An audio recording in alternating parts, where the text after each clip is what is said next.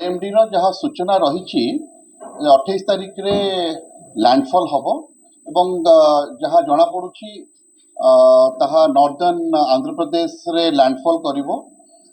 तेणु से परिप्रेक्षी में 28 तारिख 29 तारिख 30 तारिख रे बहुत वर्षा हबार संभावना अच्छी।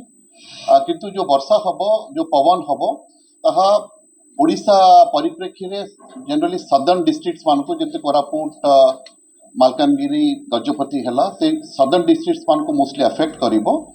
किंतु भद्रक 30-31 बेलू वर्षार संभावना रही घड़घड़ी सहित वर्षा हम।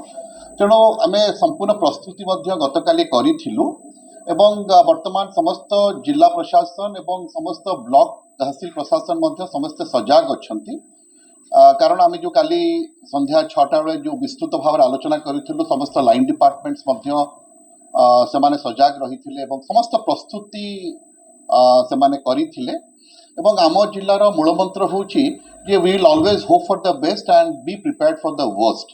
तेणु आम सब बेले निजक प्रस्तुत रखुचु। आस्ते आस्ते आप जानती कि आम जिले में 106टी माने बात्या आश्रयस्थल अच्छी।